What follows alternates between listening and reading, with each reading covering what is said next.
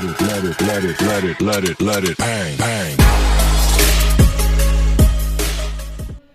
बच्चों, आपका online study series में स्वागत है। बच्चों, आज हम आपके लिए क्लास 10th के फिजिक्स के मोस्ट इंपॉर्टेंट क्वेश्चन लाए हैं जो हमारे बोर्ड के परीक्षाओं में 100% आता है। ये जो क्वेश्चन है हमारे इस बार 2023 के बोर्ड के परीक्षाओं में 100% आने वाला है। ये जो क्वेश्चन है हमारे हर साल 6 में 6 नंबर पूछा जाता है। तो इस वीडियो को अगर लास्ट तक देख लेते हैं तो आराम से आप 6 में 6 नंबर इस साल के बोर्ड के परीक्षाओं में आराम से उठा लेंगे। तो आइए देखते हैं कि वो कौन सा क्वेश्चन है जो हमारे बोर्ड के परीक्षाओं में हर साल पूछा जाता है। ये जो क्वेश्चन है हमारे पिछले साल भी 6 नंबर का बोर्ड के परीक्षाओं में पूछा गया था। ये पिछले साल भी आया था, उसके पीछे के पीछे साल भी आया था, जिस साल कोरोना था उसके पीछे वाले साल भी आया था। तो ये जो क्वेश्चन है बहुत ही इंपॉर्टेंट क्वेश्चन होने वाला है। तो इस वीडियो को लास्ट तक देखें और हमारे चैनल पर नए हैं तो चैनल को सब्सक्राइब जरूर कर दें ताकि हमारे वीडियो का हर जो भी हम बनाएंगे नया नया वीडियो उसका नोटिफिकेशन आपके पास पहुंच जाए। तो आइए स्टार्ट करते हैं कि वो क्वेश्चन कौन सा है। तो सबसे पहले देखते हैं क्वेश्चन कौन है। क्वेश्चन दिया है कि आवश्यक आरेख बनाकर विद्युत मोटर की कार्यविधि समझाइए। विद्युत मोटर में विभक्त वलय का क्या महत्व है। तो ये हमारा क्वेश्चन है। क्वेश्चन में मेन हमारी ये है कि विद्युत मोटर क्या है, इसकी कार्यविधि क्या है और इसमें विभक्त वलय क्या है। ये जो क्वेश्चन है हमारे बोर्ड के परीक्षाओं में हर साल पूछे जाने वाले हैं। तो आइए देखते हैं कि विद्युत मोटर क्या होता है। इसको अगर डिटेल में देख लेंगे तो आराम से आप 6 में 6 नंबर उठा लेंगे। ठीक, तो आइए देखते हैं कि विद्युत मोटर में अगर इस प्रकार का क्वेश्चन पूछेगा तो कौन कौन सा स्टेप हम लोग को करना है। तो सबसे पहले देखिए यहाँ पर पूछ रहा है कि विद्युत मोटर की कार्यविधि बताना है। कैसे बनाना है, आरेख बताकर चित्र सहित बताना है। ठीक, ये हमारे बोर्ड के परीक्षा में हर साल पूछा जाता है। तो इस प्रकार क्वेश्चन को कम से कम 4 आपको बता रहा हूँ, 4 हेडलाइन याद रखिए। सबसे पहले क्या करेंगे, विद्युत मोटर का लाइन दीजिएगा, हेडिंग दीजिएगा। सबसे पहले हम लोग लिखेंगे सिद्धांत इसका क्या है कि ये जो विद्युत मोटर है उसका सिद्धांत क्या है। यहाँ पर पहले परिभाषा लिखेंगे कि विद्युत मोटर होता क्या है, फिर उसका सिद्धांत लिखेंगे कि किस पे काम करता है। फिर उसकी हम लोग रचना लिखेंगे। रचना में ये लिखेंगे कि उसका कौन कौन सा पार्ट उसमें लगा है बनाने में। ठीक, और उसके बाद चौथा पार्ट हमारा होता है, चौथा पार्ट में हम लोग लिखेंगे कार्यविधि। ठीक, तो हमने यहाँ पर आपको पूरा लाइन टू लाइन हमको लिख के बताया हूँ। अगर इतना आप लिख देते हैं तो आपको एग्जामिनर 6 में 6 नंबर फुल देगा। ठीक, तो आइए देखते हैं सबसे पहले कि विद्युत मोटर होता क्या है। ठीक, तो विद्युत मोटर एक प्रकार का साधन है जो हमारे विद्युत ऊर्जा को यांत्रिक ऊर्जा में रूपांतरित करता है। तो यहाँ पर सबसे पहले लिखेंगे कि विद्युत मोटर, हेडिंग डालिएगा। विद्युत मोटर हेडिंग डालने के बाद लिखिएगा कि विद्युत मोटर एक ऐसा साधन है जो विद्युत ऊर्जा को यांत्रिक ऊर्जा में रूपांतरित करता है। अब यहाँ पर देखिए, यानी कि विद्युत मोटर का जो मेनली काम यही है कि जो हमारा ऊर्जा आता है, जो हम लोग हमारे पास इलेक्ट्रिक आता है उसको मैकेनिकल में कन्वर्ट कर देंगे। यानी बिजली जो होता है, बिजली से हम लोग क्या करते हैं, पंखा चलाते हैं तो पंखा जो हमारा घूमता है वो क्या है, मैकेनिकल यांत्रिक एनर्जी है, वो हमारा यांत्रिक एनर्जी है। तो क्या हो रहा है, विद्युत से क्या हो रहा है, यांत्रिक एनर्जी में कन्वर्ट हो जाए। तो जो घरों में मोटर यूज होता है या टुल्लू उल्लू में जो पानी फेंकता है वही सब क्या है, विद्युत मोटर। उसी को हम लोग क्या कहते हैं, विद्युत मोटर कहते हैं। तो उसी को हम लोग क्या कहते हैं, विद्युत ऊर्जा को यांत्रिक ऊर्जा में कन्वर्ट कर रहा है, इसी को हम लोग कहते हैं विद्युत मोटर। ठीक, अब ये किस प्रकार काम करता है भाई, कैसे विद्युत ऊर्जा को यांत्रिक ऊर्जा में परिवर्तन करता है, आइए देखते हैं। तो सबसे पहले देखिए सिद्धांत इसका ये है कि जब हम लोग किसी भी कुंडली जो होता है, कुंडली बनाते हैं, तार का कुंडली बनाते हैं, कुंडली बनाते हैं उसमें हम लोग क्या करते हैं, धारा को प्रवाहित करते हैं। धारा प्रवाहित करते हैं तो उसमें चुंबकीय द्विध्रुव उत्पन्न हो जाता है। ठीक, अब हम उसमें चुंबकीय द्विध्रुव उत्पन्न होने के कारण हम लोग क्या करते हैं, उसको चुंबक के दो बीच में ले जाते हैं। तो चुंबक के बीच में ले जाने के कारण उसमें क्या होता है, वो रोटेट करने लगता है। तो इसी सिद्धांत पे काम करता है। तो आइए देखते हैं कि मेन सिद्धांत इसका क्या क्या है, कैसे पेपर में लिखेंगे। तो पेपर में ऐसे लिखिएगा, सिद्धांत में लगेगा, हेडिंग ऐसे डाल दीजिएगा, पॉइंट डालिएगा कि जब तारों से बनी किसी कुंडली PQRS में धारा प्रवाहित की जाती है, वही हम बोले अभी तुमको बताया कि जब किसी भी कुंडली में धारा प्रवाहित किया जाता है तो वह एक चुंबकीय द्विध्रुव की भांति व्यवहार करता है। इतना हेडलाइन लिख दीजिएगा। ठीक, अब दूसरा लाइन, यदि कुंडली को चुंबकीय क्षेत्र में रखा जाए। अब हमारी जो कुंडली है उसमें क्या है भाई, हमने करंट दिया है, तो अब करंट को क्या करते हैं, चुंबकीय क्षेत्र में रख दिया जाए तो वो घूमने लगता है। और क्या होता है, स्वतंत्र वो घूमने लिया जाए तो घूमने लगता है। ठीक, तो उसको घूमने के बाद क्या होता है, कुंडली का अनुदिश हो जाता है। तो आइए देखते हैं इसका मतलब क्या है। जिसे मान लीजिए यहाँ पर देखिए हम चित्र बनाए, ऐसे चित्र बना दीजिए कि ये देखिए ये एन और एस हमारा क्या है, चुंबक है, ठीक। और ये जो हमारा है, ये हमारा जो ऐसे दिख रहा है भी यू शेप का जैसा सब निकला है, इसको हम लोग कहते हैं आर्मेचर कहते हैं। तो यही हमारा क्या है, कुंडली है। यहाँ पर हमने नाम लिखा है PQRS, ये हमारा क्या है, कुंडली है। इसमें हम लोग क्या करें, यहाँ से आई को हम लोग दे रहे हैं। जो इसमें हम लोग करंट देंगे ना, तो करंट देने से इसमें क्या होता है, जिससे हमारा चुंबकीय द्विध्रुव इसमें उत्पन्न हो जाता है। अब ये चुंबकीय द्विध्रुव इसमें उत्पन्न हो रहा है और ये हमारा क्या है, एन और एस है। इसी के बीच में अगर हम लोग इसको रखेंगे तो ये क्या होगा, रोटेट होने लगता है। क्या होता है, रोटेट होने लगता है। इससे मान के समय दो यहाँ पर चुंबक है, बीच में हम कुंडली को रखेंगे और इसमें हम लोग बिजली देंगे तो क्या होगा, रोटेट होने लगेगा। और रोटेट कितना होगा, 180 एंगल हो जाएगा। इसे आप देखिए ये नीचे वाला पार्ट है तो अब क्या हो जाएगा, ऊपर आ जाएगा। और ऊपर आने के बाद क्या हो जाएगा, रुक जाएगा। मेरा हथेली अब ऊपर आ गया तो ये क्या हो जाएगा, यहाँ पर रुक जाएगा। ठीक उसी प्रकार ये क्या होगा, एक बार रोटेट हो जाएगा। कितना होगा, 180 एंगल पे, डिग्री पे रोटेट हो जाएगा। अब उतना रोटेट होने के बाद अब क्या करेंगे हम लोग, जो धारा इसमें देखिए, धारा इसमें ऊपर की ओर भेज रहे हैं। अब धारा को क्या करेंगे, इसकी दिशा बदल देंगे।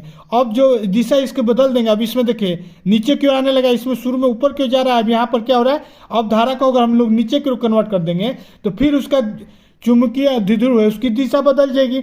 अब जब हथेली की ओर रहेगी, अब इसका धारा दिशा बदल जाएगा तो फिर वो क्या होगा, रोटेट होकर फिर वो हमारा पीछे वाला हथेली का भाग आ जाएगा, यानी फिर क्या हो जाएगा, पीछे की ओर घूम जाएगा। तो इसी प्रकार से ये क्या करता है, एक इसका सिद्धांत इसी सिद्धांत पे कार्य करता है। सबसे पहले हम लोग क्या करते हैं, धारा देते हैं, दो चुंबकों के बीच में रखते हैं, कुंडली में धारा देंगे तो वो रोटेट होगा 180 पे।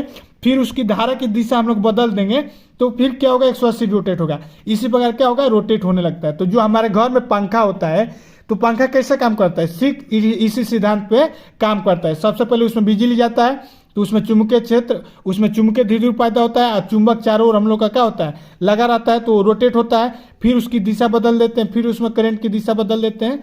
कैसे बदलते हैं हम अभी आपको बताएंगे, ठीक। तो यहाँ पर सिद्धांत में ये 2 लाइन लिख दीजिएगा। फिर एक तीसरा लाइन, ये तीसरा लाइन क्या कर रहा है कि अब इसी क्षण इसकी दिशा बदल दी जाए तो चुंबकीय द्विध्रुव की दिशा बदल जाती है। हमने अभी आपको बताया दिशा बदल जाती है तथा चुंबकीय क्षेत्र के विपरीत हो जाती है। अब उसका क्या होता है, चुंबकीय क्षेत्र की दिशा विपरीत हो जाती है तो फिर क्या होता है, कुंडली घूमने लगता है। ये लाइन एक लिख दीजिएगा। अतः लास्ट लाइन ऐसे लिख दीजिए कि अतः प्रत्येक 180 डिग्री घूम जाने पर धारा की दिशा बदल देने से लगातार घूमती रहती है। यानी 180 डिग्री पे जहाँ जब जब 180 डिग्री घूमेगा, हम लोग को क्या करना है, जो उसमें करंट है, धारा हम लोग दे रहे हैं जिस मोटर में, जिस सिस्टम में, उसमें क्या करेंगे, उसकी दिशा बदल लेंगे। ठीक, इतना लिख दीजिए, एग्जामिनर आपको फुल में फुल नंबर दे देगा। अब इसका आइए जानते हैं कि रचना क्या है। रचना का मतलब कि इसका स्ट्रक्चर क्या है, इसमें कौन कौन से पार्ट लगता है।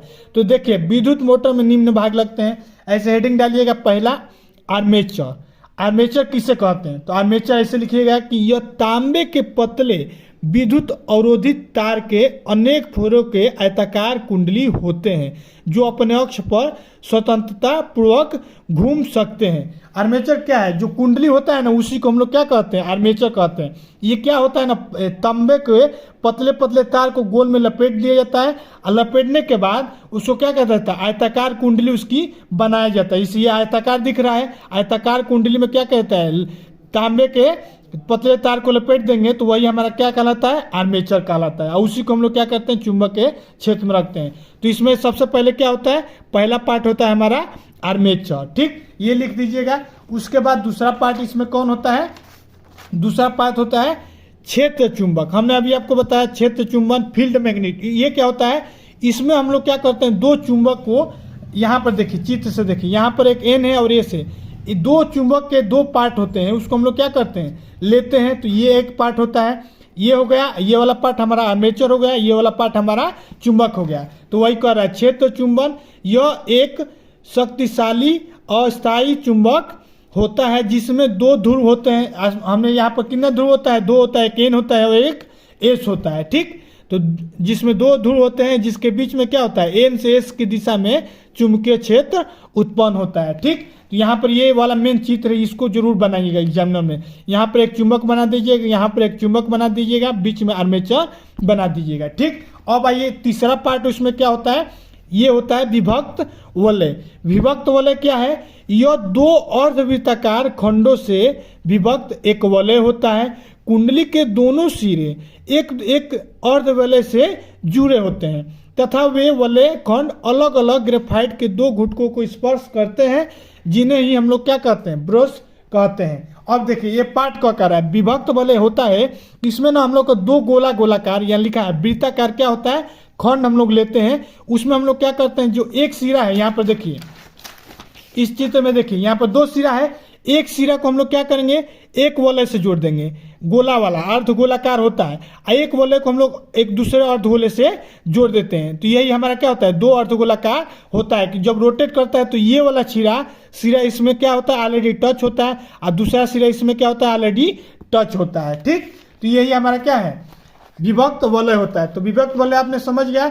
विभक्त वलय क्या होता है? विभक्त वलय हमारा एक वृत्ताकार खंड का विभक्त होता है, जो हमारा क्या होता है? सिरों के बीच लगा होता है। तो यहाँ पर देखिए चित्र में ये क्या है? अर्धगोलाकार है। इसी में हमारा क्या होता है? एक सिरा दो होता है, एक आधा गोला का होता है। तो एक में एक सिरा और एक में एक सिरा उसमें चिपका रहता है, और जब रोटेट करता है तो कंटिन्यू उसमें चिपका रहता है। ठीक, अब देखिए कुंडली के दोनों सिरे एक एक अर्धकाल होता है, वही सब लाइन है। ठीक, अब यहाँ पर चित्र बना दीजिए और इसको फिर से एक बार समझ लीजिए चित्र क्या है। देखिए यहाँ पर एक चुंबक है, एक एन है, और यहाँ पर एक एस है। बीच में हमारा क्या है? आर्मेचर है, इसको हम पी क्यू आर एस कुंडली से भी नाम से जानते हैं। अब यहाँ पर क्या है? ब्रश है, ब्रश में हमारा क्या है? विभक्त वलय है। ठीक, अब ये हमारा जो है बैटरी है या बिजली है, यहाँ से हम लोग क्या कर रहे हैं? बिजली इसमें दे रहे हैं। ठीक, अब इसमें बिजली दे रहे हैं तो इधर से हमारा क्या हो रहा है? धारा जा रहा है, इधर से धारा आ रहा है। तो जब हम लोग करंट देते हैं इसमें, तो करंट देने के कारण यह हमारा क्या है? वलय में जाता है। सबसे पहले वलय में जाएगा, और वलय में जाने के बाद क्या होगा? वलय में जाने के बाद इसमें हम लोग क्या होगा? करंट बहेगा। अब जब इसमें करंट बहेगा तो शुरू में करंट इधर से जा रहा है, तो इसमें क्या होगा? चुंबकीय द्विध्रुव उत्पन्न होगा। चुंबकीय द्विध्रुव उत्पन्न होने के कारण इसमें क्या होगा? एन और एस के चुंबक के कारण वो क्या होगा? रोटेट करने लगेगा। तो ये क्या होगा? रोटेट करने लगेगा, गोल में घूमने लगेगा। तो जिसे मान लीजिए मेरा इस सिचुएशन में, तो ये रोटेट करके 180 एंगल पे पीछे आ जाएगा। और पीछे कब आएगा? जब इसमें धारा इधर से दिया जाएगा, 180 डिग्री घूम गया। अब जब इस सिचुएशन में आ जाएगा, इस स्थिति में आ जाएगा, तो अब फिर हम लोग क्या करेंगे? ये जो धारा हमने इधर दिया है, अब धारा को इधर कन्वर्ट कर देंगे। किसकी सहायता से? ब्रश की सहायता से धारा को हम लोग क्या कर देंगे? चेंज कर देंगे। अब जब हमारा धारा इधर की दिशा घूम जाएगा, तो ये जो इस प्रकार है, अब उसका दिशा क्या हो जाएगा? बदल जाएगा। अब बदल जाने के कारण क्या होगा? अब इधर के घुमा है तो फिर वो उसका चुंबक क्या करेगा? उसको ढकेल के फिर आगे कर देगा। तो इसी प्रकार हम लोग क्या करेंगे? बार बार करंट इसमें कन्वर्ट करते रहेंगे। तो मेन हमारा ब्रश का काम ये होता है कि इसकी दिशा जो होती है लगातार चेंज करना रहता है। तो कोई पूछेगा कि विभक्त वलय का मेन काम क्या है? तो विभक्त वलय का मेन काम ये है कि जो हमारा आर्मेचर है उसमें जो हमारी धारा होता है उसकी दिशा को बदला जाता है। ठीक, यही हमारा क्या है?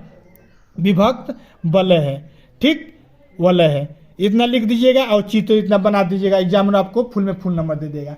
अब लास्ट स्टेप देखिए, इसका कार्य विधि क्या है? हमने अभी बताया कैसे काम करता है। तो कैसे लिखेंगे? ऐसे लिखिएगा कि जब मोटर में मोटर के आर्मेचर में, ये हमारा आर्मेचर है, ये वाला पार्ट आर्मेचर है, तो इसमें हम लोग क्या करते हैं? जब मोटर के आर्मेचर में बैटरी से ब्रश तक तथा विभक्त खंडों में धारा प्रवाहित होती है। बैटरी से कहाँ जाती है? पहले ब्रश में जाती है, तो वही लिखा है। प्रवाहित होने पर चुंबकीय क्षेत्र में स्थित होने के कारण चुंबकीय क्षेत्र आता है, कुंडली पर आघूर्ण बल लगता है, जिसके कारण कुंडली घूमने लगती है। कुंडली घूमने लगता है तो हमारा क्या होता है? यहाँ से इलेक्ट्रिकल एनर्जी है, ये जो घूमने लगेगा, तो इसी में हम लोग क्या करते हैं? पंखा हो गया, मोटर हो गया, ये सब क्या करता है? उन सबको घुमाने लगता है। घुमाने लगता है तो हमारा क्या होता है? पानी उनी खींचने लगता है, या पंखा हमारा क्या होता है? हवा देने लगता है। तो यही हमारा मेन, यही हमारा क्या है? विद्युत मोटर का मेन यही काम है कि विद्युत ऊर्जा को यांत्रिक ऊर्जा में कन्वर्ट कर देता है। कैसे करता है? हमने आपको सभी संरचना बता दिया, सिद्धांत बता दिया। अगर आप इतना लिख देंगे तो एग्जामिनर आपको 6 में 6 नंबर पक्का देगा। अगर यदि आपको ये वीडियो अच्छा लगा है तो वीडियो को लाइक और चैनल को सब्सक्राइब जरूर से जरूर कर दीजिए। और भी फिजिक्स से जो जो इंपॉर्टेंट क्वेश्चन है हम आपके लिए लाएंगे। ठीक, मिलते हैं नेक्स्ट वीडियो में, तब तक के लिए जय हिंद, जय Bharat. Let it bang, bang.